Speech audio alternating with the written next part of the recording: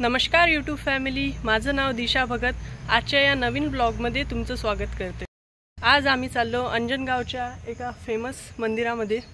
आम्ही आज आलो आहोत स्वामी समर्थ महाराजच्या मंदिरात। हाय हाय म्हणावं, हाय हाय। तर तुम्हाला दाखवते आज मंदिर। हे या मंदिराचं मेन गेट आहे, समोरचं सर्वात पुढचं। मंदिरात एंट्री केल्याबरोबर एक आपल्याला पाण्याचा डबकं दिसते, त्याच्यात पाय धुतल्याशिवाय आपल्याला अंदर जाता येत नाही।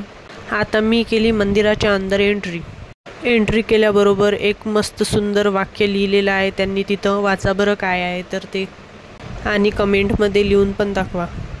आता तुम्हाला दिसून राहिला असेल मंदिरा अंदरचा व्ह्यू। मस्त मोकळं वातावरण आहे, पटांगण पण मस्त आहे, लहान लेकराईले मस्त आहे जागा खेळासाठी। या साईडनं दिसून राहिलं असेल तुम्हाला श्री स्वामी समर्थ यांचा फोटो। आता आपण मेन मंदिरात जाऊ। इथं फोटो काढणं अलाव नाही आहे, पण तरी मी मोबाईल घेऊन आली, फक्त मला कोण पाहिलं नाही पाहिजे। आता चालली मी मेन मंदिराच्या अंदर।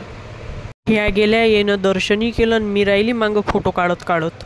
तुम्ही पाहू शकता मंदिराच्या अंदरचा व्ह्यू। मस्त शांत वातावरण आहे, देवाची सजावट पहा किती मस्त आहे। दिसली मीच्या कर्मचाऱ्याले न मला केला कल्ला, मिठून देतो बाबा मोबाईल। आता झालं आमचं दर्शन, निघालो आम्ही मंदिराच्या बाहेर। गरमी तर एवढी होऊन राहिली बाबा, ऊन पाहिनं किती तपू राहिली, सगळेचे तोंड घामाझोकीन झाले। आता आम्ही निघालो रस्त्यानं गोष्टी करत। रोडाच्या राईट साईडनं पाहू शकता तुम्ही झावर म्हणून एक मॉल चालू करण्यात येत आहे। इथचा व्ह्यू पाहून अंजनगावातलं कोणतं ठिकाण आहे हे कमेंटमध्ये नक्की सांगा। आता चाललो आम्ही नाश्ता करायला। आज आम्ही नाश्ता करायला स्काय चायनीज सेंटरमध्ये चाललो आणि आम्ही नूडल्स ऑर्डर केले, याची टेस्ट खूप मस्त होती। झाले आमचे नूडल्स खाणं, भल्ले दाबून खाल्ले, हिनं तर भल्ले खाल्ले।